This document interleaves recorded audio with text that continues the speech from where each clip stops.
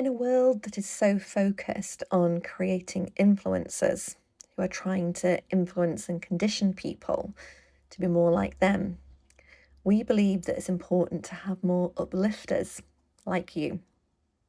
Uplifters encourage people to believe in their own strength and be their own self. They bring and create upliftment in our society and cast a ripple of positive transformation into the world. Hello and welcome to the IBIU community. On this channel, we really want to feature some exceptional people with some extraordinary stories. And today I'm really delighted to be able to introduce you to Darryl Sequeira. Now, when we were just chatting earlier, Darryl, you mentioned something that I just had to note down. And you said, well, we can always make choices. And I'd really like to ask you a question around why do you believe choosing upliftment is better than influencing people? Actually, it adds more tangible value to people.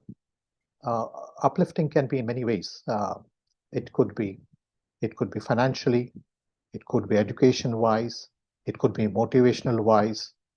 Yeah, so I believe because in my past, when I was down, Yes.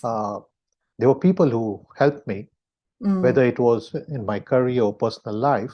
And that's the reason I'm here now. And whatever little I've accomplished in life is because there were people who were there to assist me, guide me, mentor me, and put me on the right path. Whether it was in the value system, it was when it comes to philanthropy, helping people out, and assisting people in whatever small little way you could do it. So, can you share with us about a time where upliftment really made a difference to you? I can give you an example of my professional career. Yes. When I was in Dubai, I came to Dubai in 1990. I joined Donata, and the Emirates Group, a fantastic company to work for when it comes in the travel and aviation field. And I was growing in my career. Okay. I had good mentors during those time, my managers, my senior managers. And there came a time in around 2004, 2005, I started to stagnate. Okay. Stagnate in a way I was growing, learning new things, a little bit of knowledge here, there, but the work was monotonous. And luckily I had a mentor who had studied in the UK, ex-family friend. He had done many MDPs with IMM, Ahmedabad, Stanford grad. And one day we had a heated discussion about stagnation and what am I doing about it.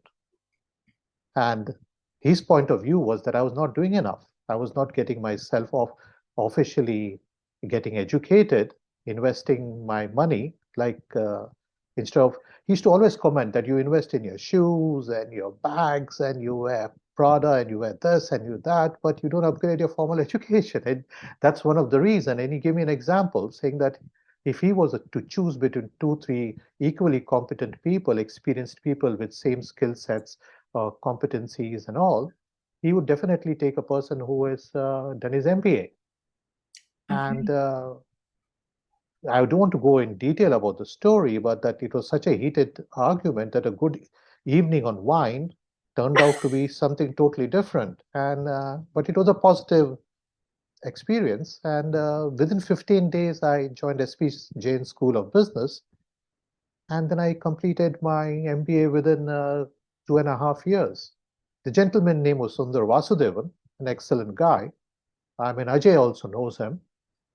And yeah, that was one of the incidences where he really put our friendship on the block And this meeting was, like you say, the final nail in the coffin. It was not the first meeting which we had where we agreed to disagree on many things. And in those days, I was a little defensive also. But Sundar came from a different, very total different thought process.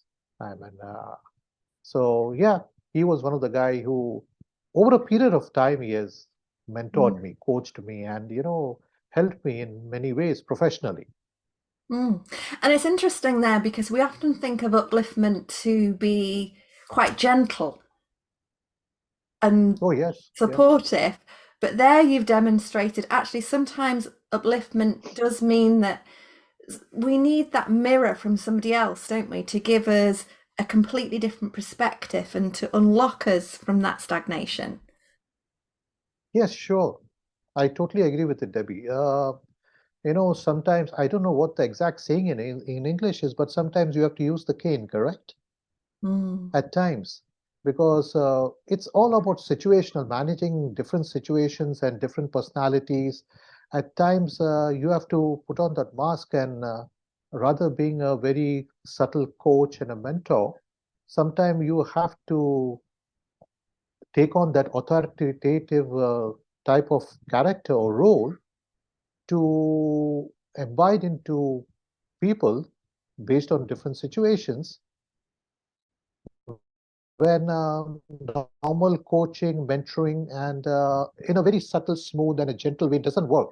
And you will see this generally also happening in military academies when you're firefighting.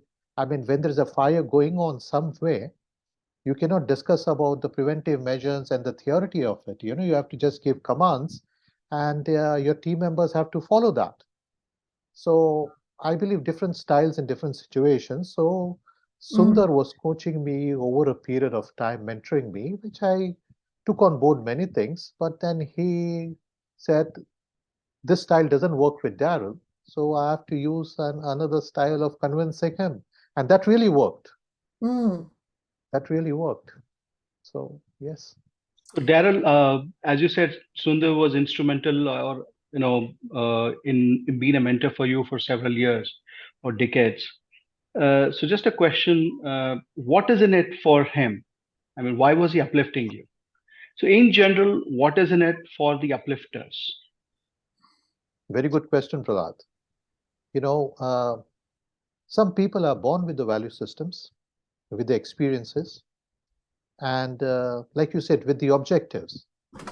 And it's you'll find this in many people. And in Sundar, that was that. He never had an ulterior motive or selfish, what do you call, hidden agenda behind it.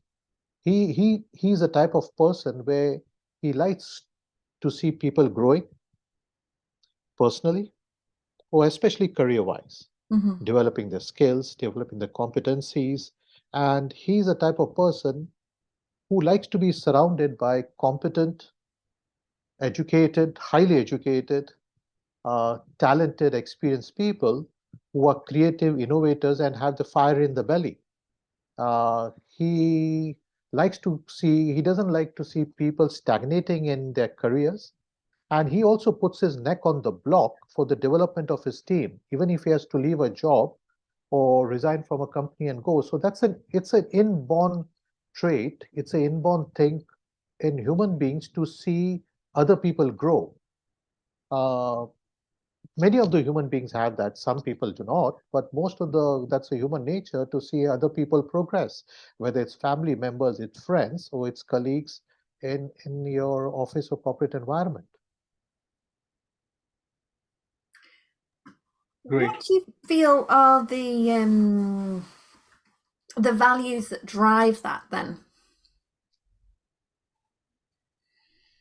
It's the value system to drive that is for improvement, enhancement, contributing towards other people's growth. Uh, that's what if I put myself in Sundar's shoes, or even in my shoes, uh, I like to see people grow around me. I like to see people where, because of enhancing their skills, their competencies, their attitudes, their behaviors are not only contributing towards their self-development, even from the behavioral point of view and financially also, because when people improve their skills, their competencies, their attitudes, the way they think, the way you coach and mentor to people to think even strategically, think in the long term, they're improving their own financial conditions also, apart from many other things. You create a good environment in your workplace, in your society, in your community, in your office, they become financially uh, quite sound, and their families and the next generations. And it's a habit, it's a contagious habit. If you coach and mentor, that's what I believe. 10 people, at least 5 people will redo it and contribute towards the society themselves. And that 5 will go into 10, 10 will into 15 and 20. And it's a contagious thing. And I personally believe I would like to work in an environment where my team also grows with me, so that it's a healthy environment. It's a progressive environment rather than I'm only growing as a leader or a manager and people beyond me are still struggling. And I feel very sad at times, Debbie, to see that people have never had the opportunities. It's not they're not talented, they're not God, they don't have the gift, or they don't have the aptitude or the willingness to do it. It's they don't have the right coach or mentor. They have never, very few people guide them on the right track. It's like a herd of sheep without a shepherd. So, yeah, there are people who are very talented, but unfortunately, they don't have opportunities.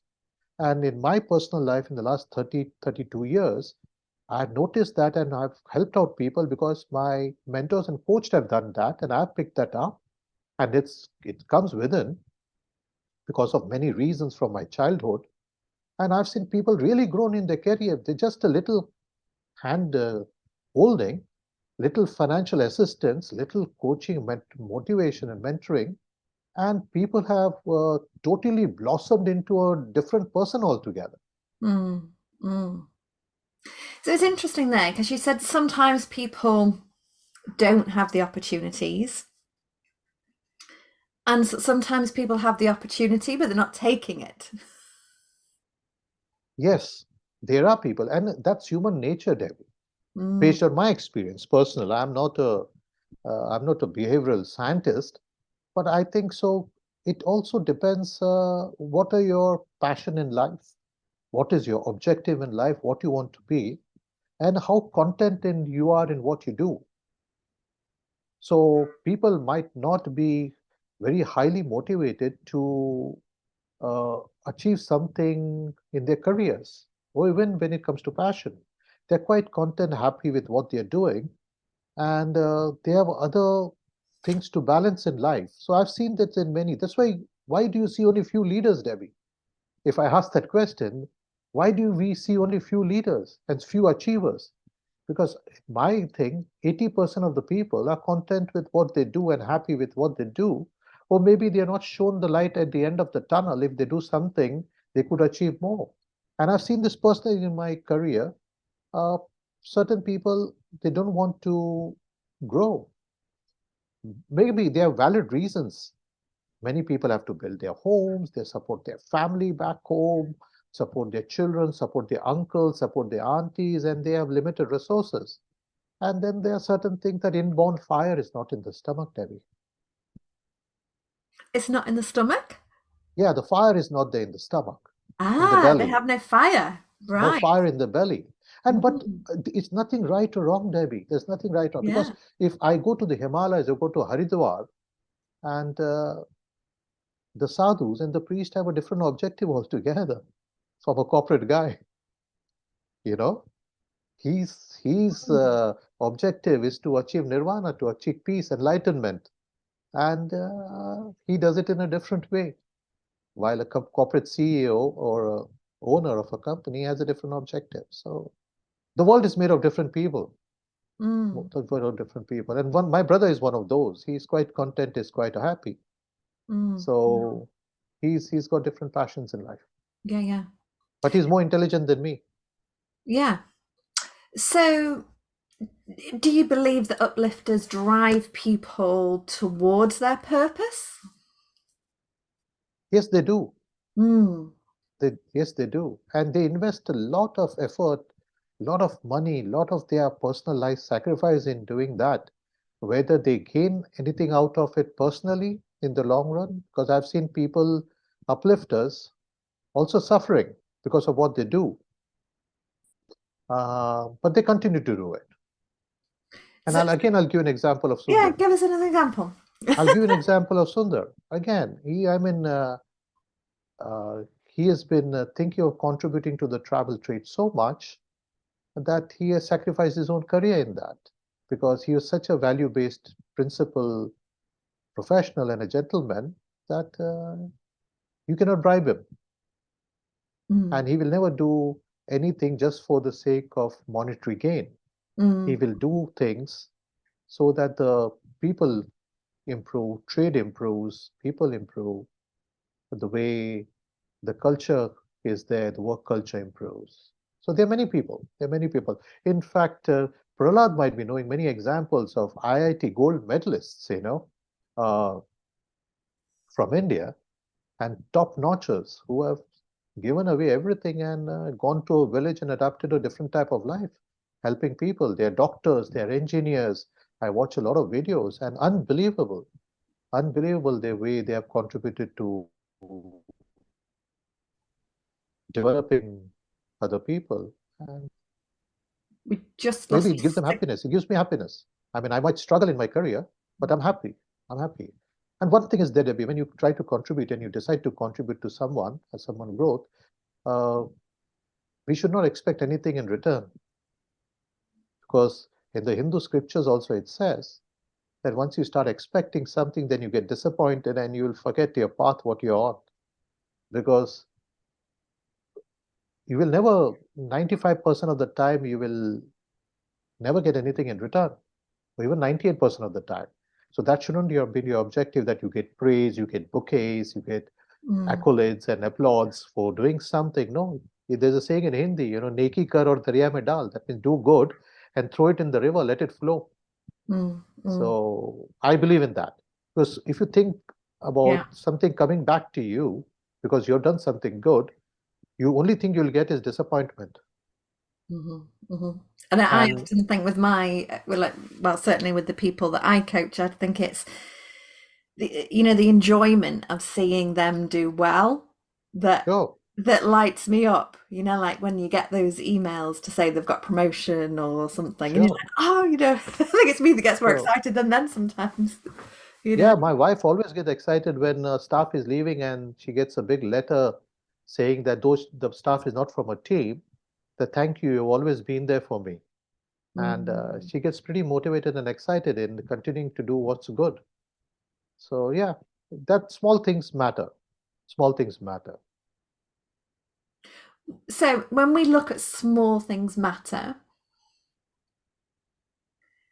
what small thing have you experienced that's really mattered?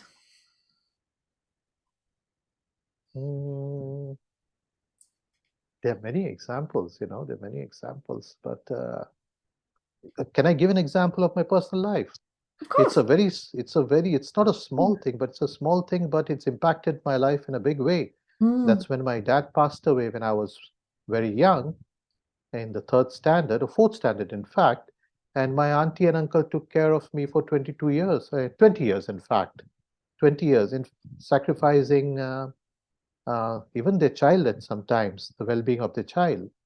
So, though they were struggling uh, at that moment of time, they kept three children and a mother staying with them in a small studio apartment here for 19, 20 years. It was, I mean, they looked at it in a very small way that they're not doing anything different to anything great because it was their sister they were supporting and their children, but it was a huge, huge, massive sacrifice for them to keep somebody for 19 years. So yeah, I don't say it's a small thing, but that's where I built up, and my sisters and brothers have built up their value systems from, Debbie.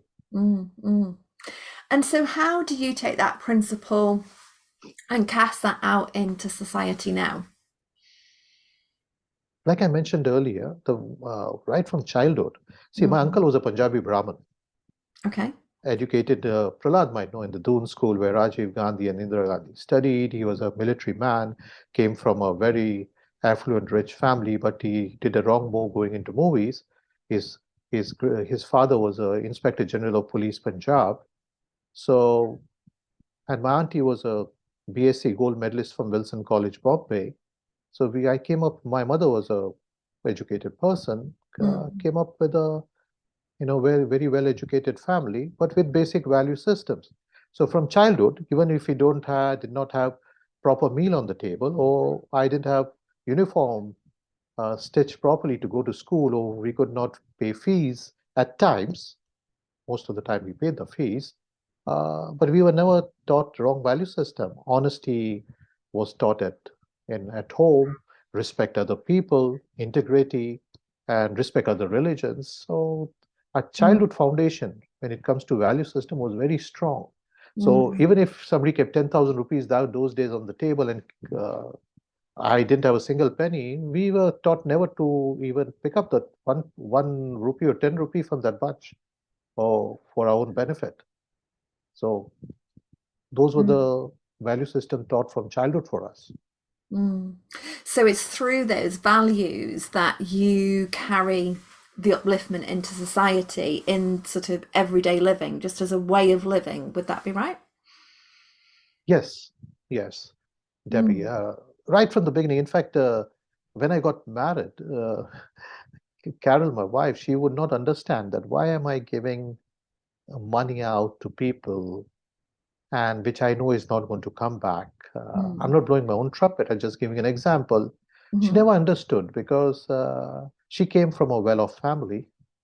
Uh, you know, they had 3, 4 vehicles at home. They were quite well off. Their father had own factory, and but I came up in an environment where when we didn't have food on the table, neighbors helped out, friends helped out. In fact, my school fees. I remember when I did my diploma in travel and tourism management through University of Bombay. My friend's elder brother, who was in the Gulf, he paid my first 6 months fees. Obviously, I paid him back after some time. So I came up in that environment. So when somebody is struggling and doesn't have money to eat food or pay for his rent, especially when I came to Dubai, I could not get sleep at night. I said, this poor guy must be, begging for food or asking money from people. And those days, many people don't have money, to give out. So, but it took some time for my wife to understand, but now she is okay with it. She understands that this is the way I am, and I will never stop helping people. I burnt my hands many times. So listening to you, Darryl, you've been mentioning about Mr. Sundar Vasudevan that there are some inherent traits like they're selfless, they wish to help people, see the environment to progress. So they are the people who are uplifters. But how do you create more uplifters? Darryl need not have the same inherent traits as Sundar Vasudevan. So how is Darryl becoming a uplifter? Or if Darryl wants to create more uplifters in the society, what is it that you need to do? See, I always believe, Prahalad, action speaks better than words. And preachers do not practice. Not all preachers, certain preachers also practice. So it's action speaks better than words. I might give a lot of lectures. I might give a lot of theoretical knowledge about philanthropy, uplifting people, planting the right seeds for betterment of people. But if I don't support it by action, I'm not going to get followers. And if I need to create followers, or not even followers, not to follow me in the sense, like I always say this example, if I put a seed of chili to grow, I will always get a chili tree, I won't get an apple tree. So we have to lead by example, Prahalad, Debbie. We have to lead by example. And actions are noticed much more better, and it stays in the memory of people much more better than just lectures and theory and reading books. So help out people, go out of the way. We can create a community in the longer run where like we could support people who need financial support for education, for example, or for an operation in our own small way. Even if we can contribute maybe $25 a month, $30 a month, uh, depends on each and everybody's capacity. There's nothing to force anybody. And then contribute towards this and create a movement, because uplifting finance plays, money plays a lot of important role, Prahalad, if I'm not wrong. I'm in a hungry person sitting next to me, and I might give a lot of talks about helping people, uplifting people, and I don't put my hand in the pocket and give him 10 rupees or 10 dirhams to pay for his lunch or for the lunch for the next 5, 7 days. We are not going to create an environment where, uh, encourage people to go and do good for other people. So I believe action. We need to, and that's what most of the prophets and saints and all, they always preach that action speaks louder than words. Did Sundar emphasize any time to you that you need to also be paying it forward Oh, to other people? yes, definitely, Prahalad. And yes, he has, he has, uh, in many different ways. And I've seen a lot of things on coming on LinkedIn also saying, you are not considered a leader unless you create more leaders. Oh, leaders have a lot of Right. followers, but you should create leaders. And he believes in it. And till today, he's suffering because he believes in that. That's a Yeah. nice, But funny word saying suffering. Why? yes, uh, see, it's not an easy path you take when you take a path to assist people, especially financially, Prahlad. Yeah. Especially financially, because I'm speaking through experience.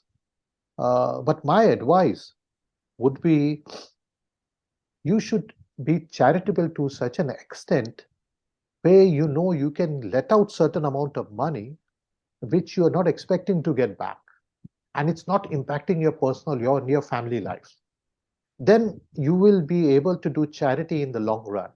I've seen people stopping and ending their charitable ways of doing things because they have lended more than they could support, and then that's created a lot of rift and turmoil in their family, and they become so bitter. And I've seen it physically. I've heard stories that this guy used to help out people left and right, and recently you see he doesn't want to do anything with it because he's got his hands burned. And I just got this example from a friend of mine 4 or 5 days ago. He said, Darryl, you're stupid. You should just do whatever you can do, and you can still keep your boat sailing and not sinking. And I believe this was the right medium for me to convey. Yes, help out, but help out in a way that you don't damage yourself. So, for those people who don't feel able to make a financial contribution at this point in time, how else do you believe that they could still uplift others?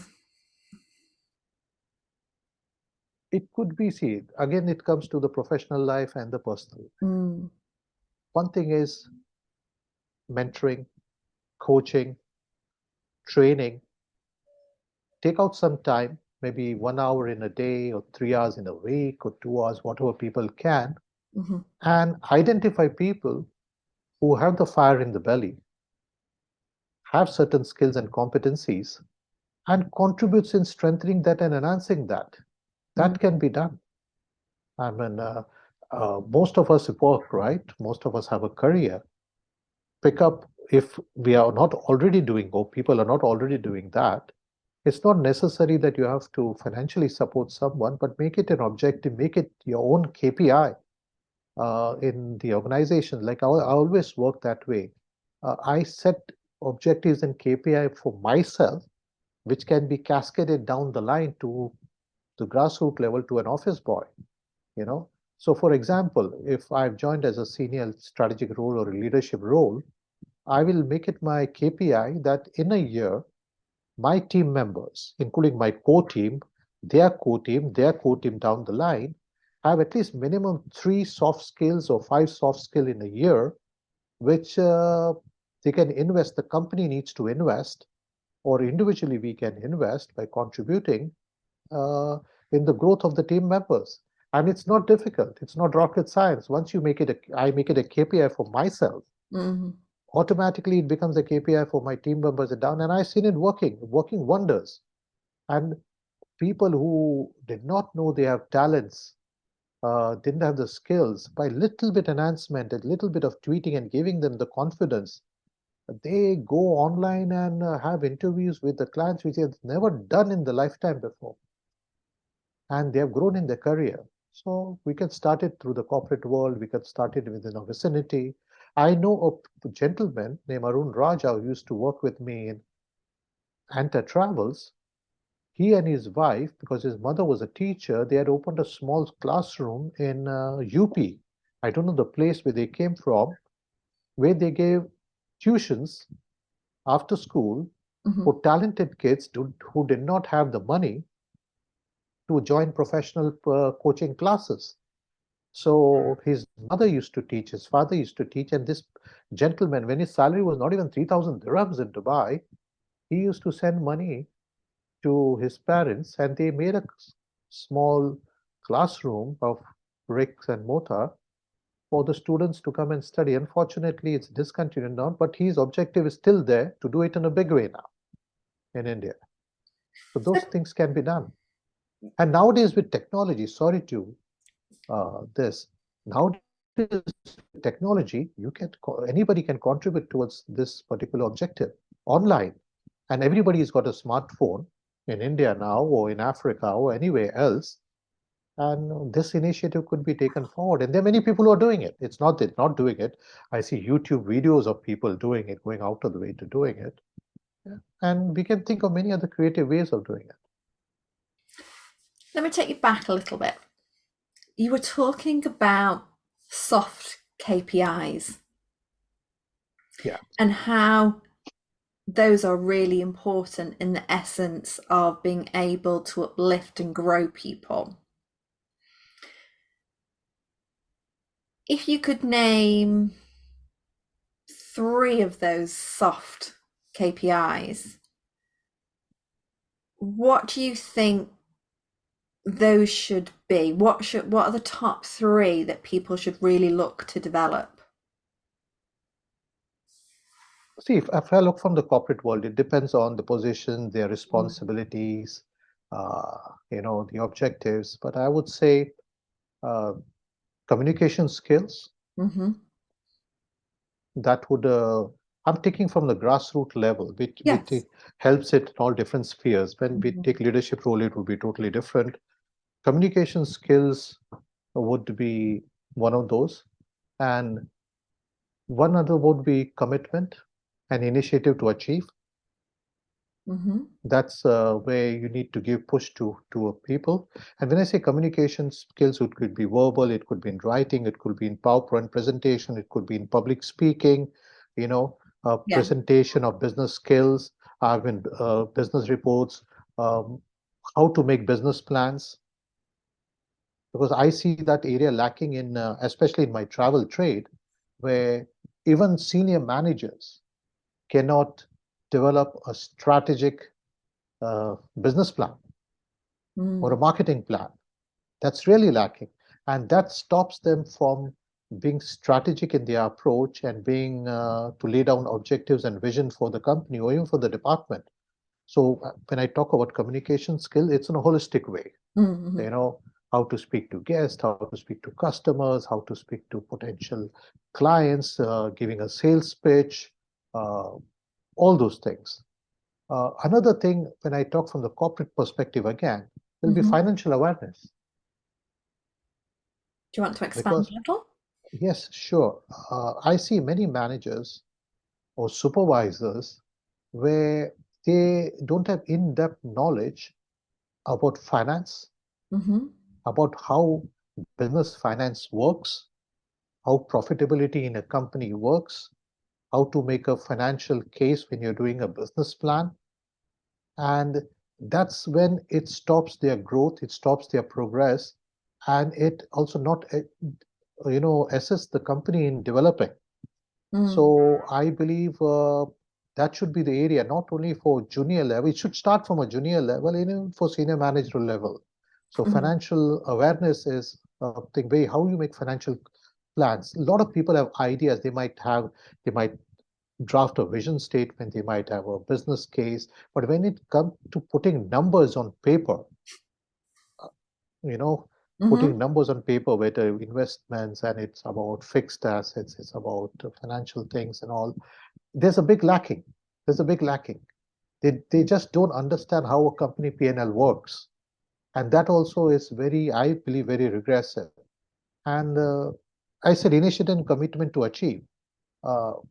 This is where it comes, where you motivate people to take more initiative, to explain why they should take an initiative, what is the benefit for themselves, because till they don't believe that there is something in it for them, many people don't take the initiative. So And is then that where you take on Sundar's role of being a little bit more direct in helping them to understand the importance of that self-commitment? Oh, yes, I do.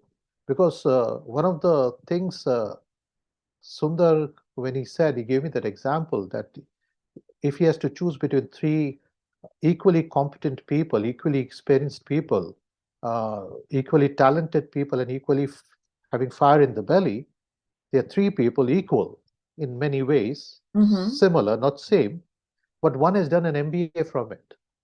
So it shows that the initiative and commitment from that particular individual to invest his own money, time, and energy in upgrading his skills, competencies, and into behaviors and attitudes, and completing an MBA or an MDP program, and investing that money rather than investing. I used to get very angry with Sundar when he used to comment on my shoes and my bags and my suits and all that stuff. I said, that's not your this, don't get personal. So yes, that's an important thing to do. And so in the UK, where I'm based, I would say in the corporate world, certainly, and this is my perspective, that a lot of employees would look to the company to invest in them. But what I hear you're saying is that there is a responsibility of the individual themselves to invest in themselves. See, yes, the company has certain responsibilities, and it all depends, Debbie, on the leadership. Yeah. It all depends on the company culture, it depends on the leadership, it depends on the courage, the leadership courage of the leader to invest from the company perspective in developing the skills and competencies and trainings into individuals.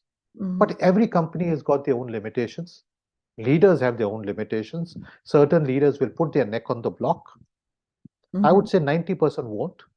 I'll still give a higher average. 10% will say that I want to invest in this for the team members. And I guarantee you, I'll increase the bottom line, the net profit by 3 or 5%. Or I'll increase the revenue by 15%. That is me. If I don't increase the revenue between 10-15% in the next financial year, I will quit and I'll leave the company. Not even 5% in my own experience, I don't know about the UK, about here, will not do it. Because here people don't come to leave footprints and leave a legacy. They just come to earn money. So company will do, Emirates Group is different, Janata was different. I must have completed in my 15 years, 20 years, but the first 15 years, I must have completed nearly 50 trainings, skills and soft skills in Janata Emirates. But I've heard that they have also discontinued in many ways. They do it in a different way now. So there are restrictions from the company, from the financial point of view, the restrictions from the leadership courage of the leaders and how educated the leaders are. So everything the company cannot do, there is restrictions. So an individual who wants to grow in the company and achieve certain things and get financially better, he or she has to put that money. Instead of investing in a house, buying gold and all that stuff, is materialistic wealth comes and goes. You don't know when it will come and go. But when you invest in yourself, in your own education, in formal education or skills development, competency development, then that stays with you till your lifelong, till your last breath. So people need commitment, they need courage and fire in the belly. Oh, yes. Yeah, yes, definitely. Definitely. Whether it's your personal life, whether it's your corporate life, it's official, Debbie, if you don't have that passion, I know this word passion has become a cliche, and but I still believe that if you don't have all this and you don't have it inside you to grow and achieve something and be something, and you don't have that competitiveness, maybe that competitiveness has come into me and many other people because we have played sports in the past and we came from that environment. And I'll give an example, Debbie. Please do. If you notice worldwide, you take any country worldwide, this you look at back at history, why do refugees do well? Refugees who come from another country or people who migrate from one country to another country, they always do better than the original inhabitants who have been there for donkey's years. You take an example of the Sindhi community from India. They came from, though India Pakistan was one long time ago, they came from Pakistan to India, those Sindhis, with hardly 10 rupees, many examples, 20 rupees, 5 rupees in their pocket. They are one of the most successful business community in the world. Take the Israelis, the Jews. After the World War, the Holocaust, who are the most successful businessmen in US? You take Palestinians. In many other countries where Palestinians are migrated, they're thriving because they have come up the hard way in life. They know what hunger is. They know what not to have a shelter, a roof over your head, what not to have clothes on your body. So it all depends. Yeah, you have to have that fire. You have to have that competitiveness.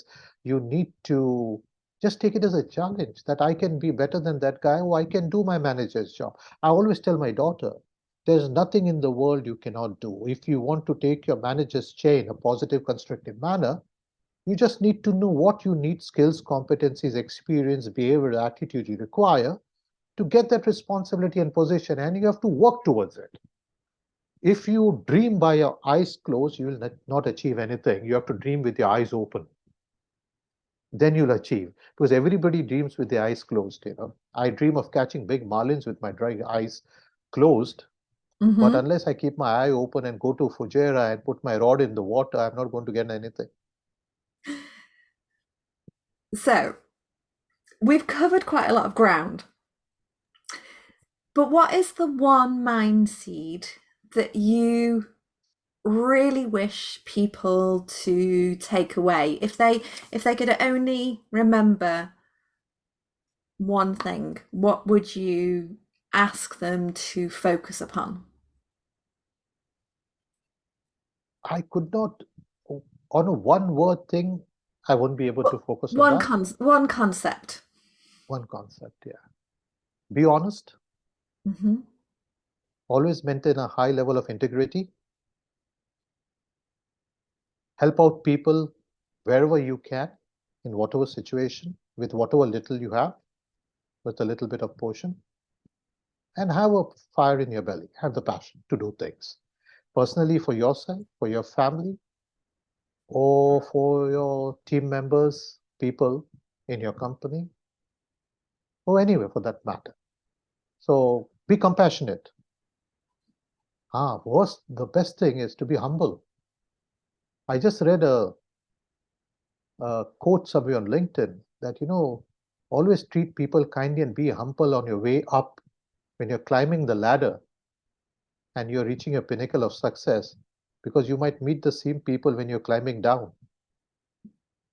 Yeah. So, yeah, just be humble, be honest, help out people in whatever situation. Because as I said, action speaks better than words, Debbie. And if you have 50 rupees in your pocket and you have to give 5 rupees, it's not a big sacrifice.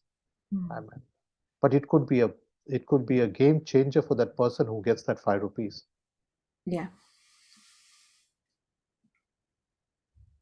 Thank you. Most welcome, Debbie. Most welcome. I don't want to sound like a preacher, so next time when you have any initiative where I can contribute, maybe professionally, whether it comes to coaching, mentoring, or even keeping aside a little bit of money, financially, it's my commitment. It's my commitment. I'll be there. I'll be there. I won't buy a new fishing rod for some time. I'll put that money aside. Yeah. Well, thank you for joining us and, sharing so much. That's fantastic. No, Thank you. pleasure, Debbie. Always a pleasure. It's such a good experience speaking to you, Ajay and Prahalad. And I know I'll be learning a lot from y'all guys. As you know, I know Ajay. I know you now. Prahalad, I've come to know, and he comes across as a very intelligent guy. So it'll be good to keep in touch with Prahalad and everybody for that matter. And I'm always a student in life, and I like to learn things because I always believe there's huge scope to learn from youngsters like Ajay, you, and Prahalad. Yeah. So. Oh, thank you. Yeah. So much for your kind words. Thank you so much. I think I've been called young for a you're an long time. epitome of I mean, you've been an epitome of humility all this while. So I think Oh no, Prahalad. it's our pleasure for us that we are learning from you. We are knowing about you, and you opened up about your life journey. So it needs a lot of courage and also a magnanimity to share your life experiences with others so that others can learn from that. So thank you so much again for your time, Darryl. Really appreciate it. No, seriously, Prahalad, you're most welcome, and thank you to you all guys for giving me this opportunity. And I sincerely, when I say something, I mean it. So it'll be a pleasure to keep in touch with you guys. I'm always in touch with Debbie and Ajay, but now I have someone else in my under my umbrella, where you could be a mentor and coach for me because I learn a lot from youngsters.